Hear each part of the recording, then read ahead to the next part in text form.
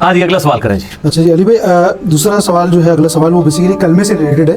جیسے ہمیں پتہ ہے کہ ہمارا کلمہ تو ہے لا الہ الا اللہ محمد رسول اللہ. اچھا اس پہ جو ہے مجھے یہ بتائیں کہ شیعوں پہ بیسیکلی اب یہ بھی کنفرم کریں کہ یہ ان پہ ایک بیسیکلی الزام ہے یا وہ ہے کہ انہوں نے کلمے میں اضافہ کیا ہے. ایک تو سب سے پہلے کیا ہے کہ بات صحیح ہے، دوسرا یہ کہ کیا انہوں نے کیا اضافہ کیا ہے، ایک تو یہ ہو گیا. اچھا اسی طرح جو ہے بریلیوں نے آپ کو پتہ ہے کہ کچھ اذان کے سے پہلے صلاۃ والسلام اور اس کو اسپیکر پہ کرتے ہیں، بیسیکلی اسپیکر کے اندر اس کو کرتے ہیں، تو اس سے یہ لگتا ہے کہ وہ ایک اذان کا پارٹ ہے. فار ایگزامپل اگر کوئی غیر مسلم اگر یہ سنے تو اس کو وہ تو سمجھے گا، وہ تو یہ سمجھے. تو اس کے بارے میں ہاں جی اس میں میرا موقف یہ ہے میرے بھائیوں کے، پہلی بات تو یہ ہے کہ یہ جو اضافہ ہے یہ سب نہیں کیا ہوا ہے. دین میں جو اچھی چیز کا اضافہ ہے وہ تو نہ کفر ہے نہ شرک ہے، زیادہ سے زیادہ بدعت ہے. اذان کے ساتھ درود کا جو اضافہ انہوں نے کیا ہے وہ کہتے ہیں جی ہم پہلے درود پڑھتے ہیں پھر وقفہ کرتے ہیں پھر اذان دیتے ہیں. اضافہ نہیں کیا ہوا، تھوڑا سا وقفہ رکھا ہوا ہے لیکن اٹیچ تو اس کو کر دیا نا. مسلم شریف میں حدیث ہے جو اذان کا جواب دے اس کے بعد درود پڑھے اور الوسیلہ والی دعا اللہ سے مانگے، میری شفاعت اس کے لیے حلال ہو جائے گی. بعد میں تو درود ضرور پڑھے، ٹھیک ہے جی.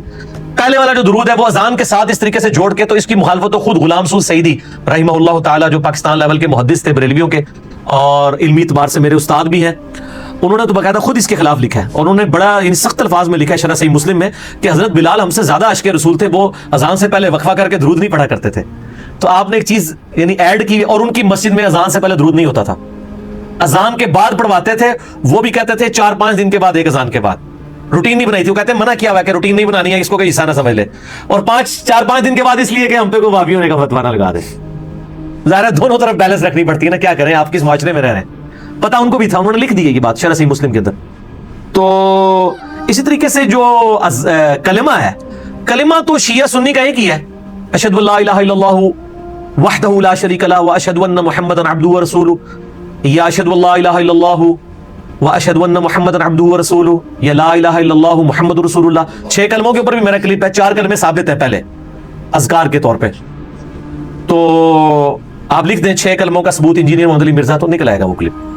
باقی جو شہادت ثلاثہ اسے کہتے ہیں، تیسری شہادت، یعنی اشہد ان علی ولی اللہ، کہ ہم گواہی دیتے ہیں کہ علی جو ہیں وہ اللہ کے ولی ہیں. ہمیں اس جملے سے تو کوئی اختلاف نہیں ہے. میں بھی گواہی دیتا ہوں کہ علی بھی اللہ کے ولی ہیں، ابو بکر بھی اللہ کے ولی ہیں، عمر بھی اللہ کے ولی ہیں، عثمان بھی اللہ کے ولی ہیں رضی اللہ عنہم اجمعین وعلیہم السلام اجمعین.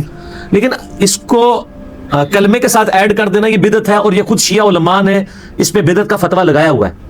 اسی لیے شیعہ اب تک جو نماز پڑھ رہے ہیں نا، اللہ کے فضل سے نماز میں شہادت ثلاثہ کوئی نہیں ہے. نماز میں وہ محمد عبدہ رسول کو رک جاتے ہیں. جب بھی کوئی شیعہ ملے اس کو نماز بتاؤ، اپنی کتابوں سے دکھاؤ اور خود کیا پڑھتے ہو، اس میں علی ولی اللہ کیوں نہیں پڑھتے ہو.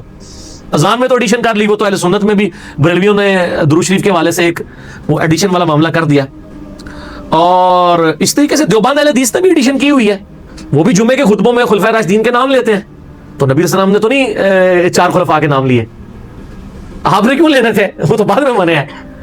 تو وہ جب آپ شیعہ سے بات کریں گے وہ کہتے ہیں آپ بھی جناب یہ جو حضرت ابوبکر کے لیے، عمر کے لیے، عثمان کے لیے، علی کے لیے 4 کے نام لے کے حدیثیں بیان کرتے ہیں، تو یہ نبی علیہ السلام کے خطبے میں بیان کرتے تھے. تو ہم کہتے ہیں نہیں کرتے تھے، وہ تو کسی ایک موقع پہ حدیث بیان کی تھی. تو وہ کہتے ہیں آپ نے بھی تو یہ ایڈیشن کی ہوئی ہے. یہ وہی بات ہے کہ بیٹا تو کیوں فیل ہوا، اب جی تھوڑے دوست کا منڈا بھی فیل ہو گیا، آپ کے دوست کا بیٹا بھی فیل ہو گیا، میں بھی فیل ہو گیا، تو کیا کون سی نئی بات ہے، فیل دونوں ہی ہوئے ہیں. تو یہ چیزیں جو ہے نا وہ بدعات میں آتی ہیں. اس سے کوئی کلمہ لادا نہیں ہو گیا، کوئی دین لادا نہیں ہو گیا، وہ اسلام سے خارج نہیں ہو گئے. ورنہ تو میں نے آپ کو بتایا وہ تو علی ولی اللہ کہہ رہے ہیں، اگر وہ علی رسول اللہ کہہ دیں تو ٹھیک ہے آپ دین سے نکال دیں. 71B میرا مسئلہ ہے، انڈیا اور پاکستان کے بزرگوں کی 19 گستاخانہ عبارات کا تحقیقی جائزہ. اس میں آپ کو پتہ چل جائے گا یہ کلموں والے مسئلے